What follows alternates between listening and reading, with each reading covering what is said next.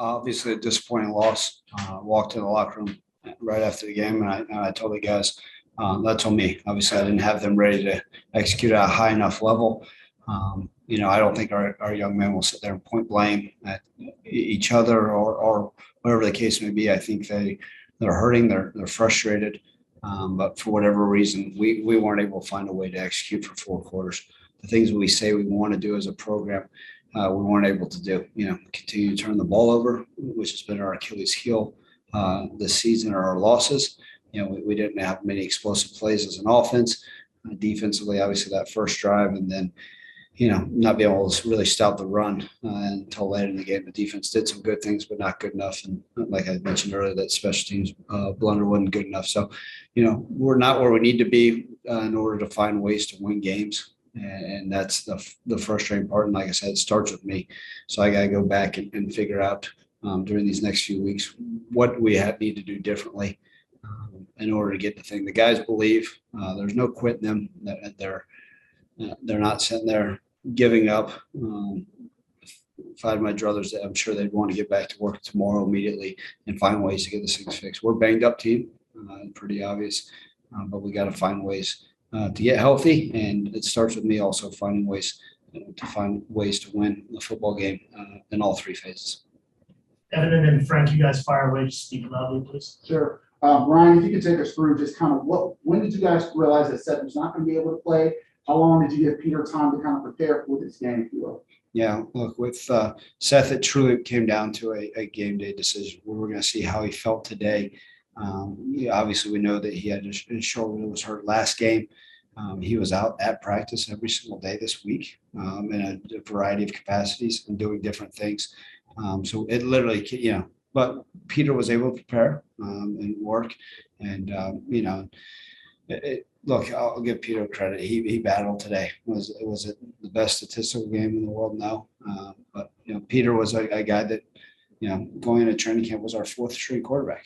And he is stuck with it. And I thought he did a good job today. Just continue to try to do those things that we want to do. Seth wasn't able to go. Seth's still our quarterback. We got to get him back healthy.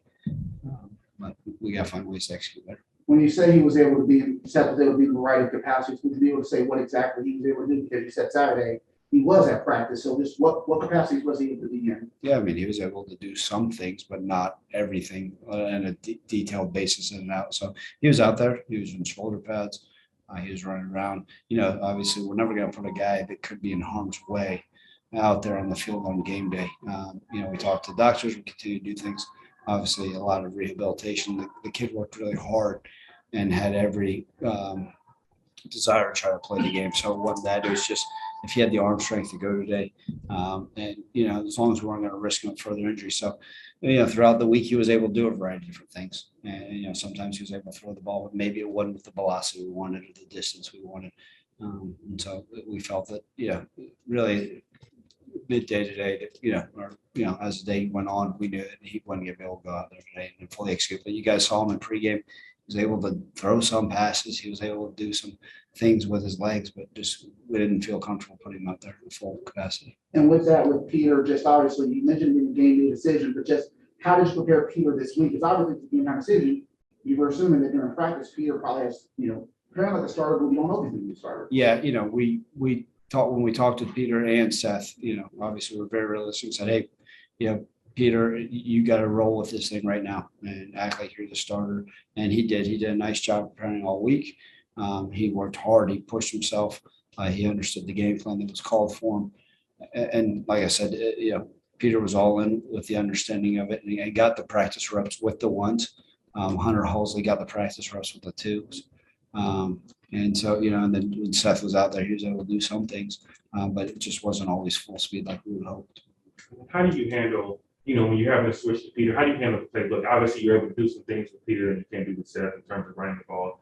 But how do you handle, gauging enough play calls for him passing with him, coming from 4th string? Yeah, Peter's an intellectual individual that works hard at it all week. And so, did we change up the playbook a little bit? Sure, absolutely. We couldn't throw the full thing at him, and especially in a week's notice.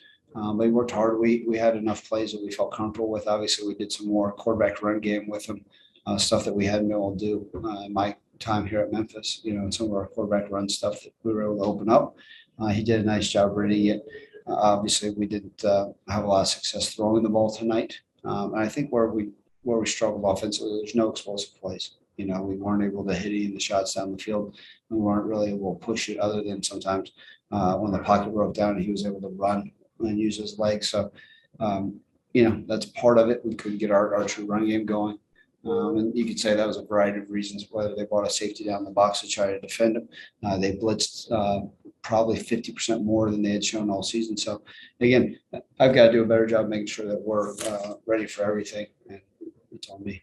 And then, like you said, turn the run game. I think Brandon had 5 carries a day. Was that just the nature of the RPO, or what? Yeah, it was quite a bit. So part of when you have a running quarterback, a lot of it is an RPO, what I would always refer to as a triple option. So he's got some different things. So when they thought that he was going to hand the ball off, they would bring an extra defender, and then Peter would keep it. And then sometimes it was a throw, sometimes it was a design, a run with that, based off of that.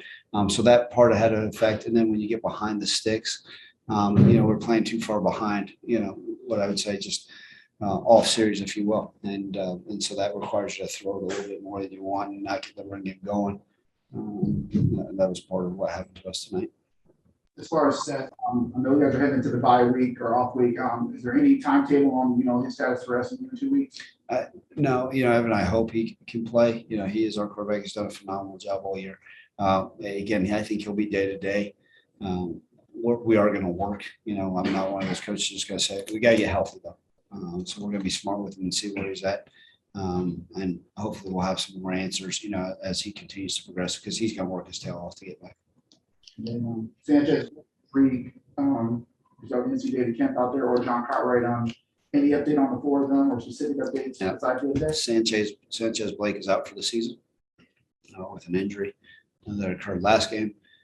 John Cartwright is dealing with an injury as well.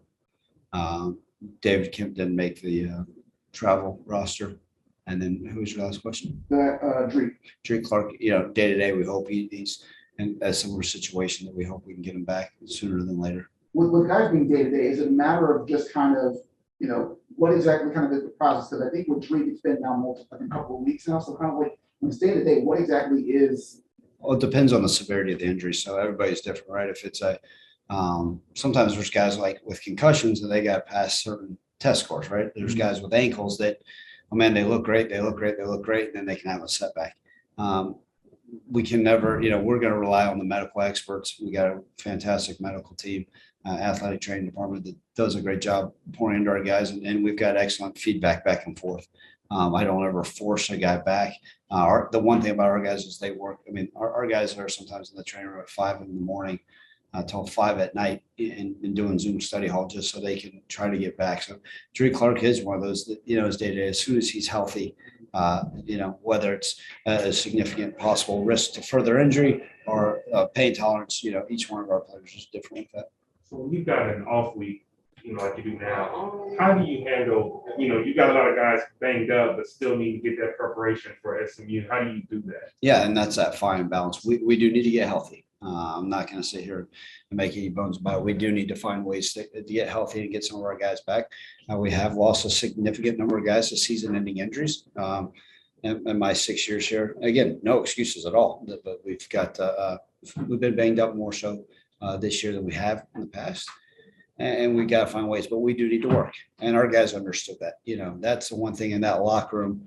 They sat there and they understood what needed to be done. And that was the thing is our guys weren't sitting there saying, oh, hope's lost. We're going to give up. We're going to quit. They know we're going to work. I'm going to be smart with it. It's find that fine balance when I can go out there and practice 6 straight days. But, a lot of things to understand. And it's going to start with the film study, find ways we can get better.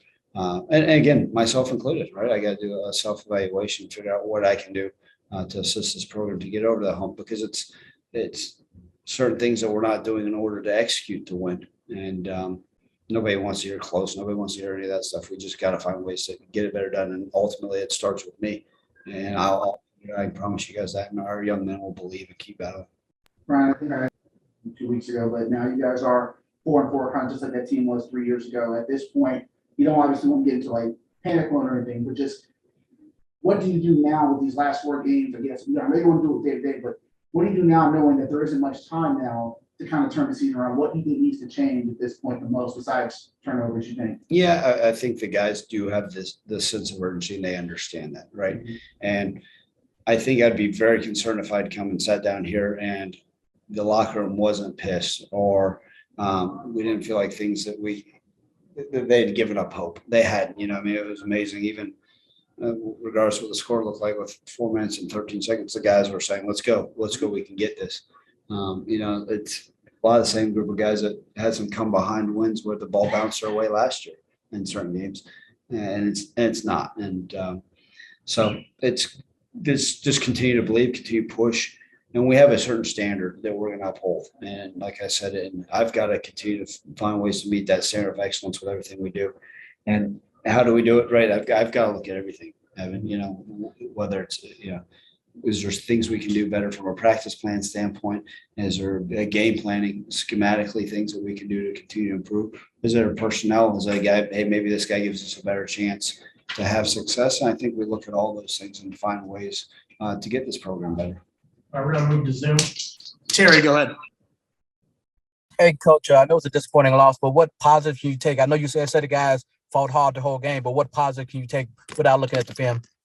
Yeah, Terry, it's hard. It's hard to do a whole lot. Peter, like I said, he battled. So he's going to be just as disappointed with anybody with his turnovers in the final result. But maybe, that allows us to be able to have some packages for him and in the future that we were able to put some trust in there with what he wants. But the only positive I could ever take away from this whole thing is that the guys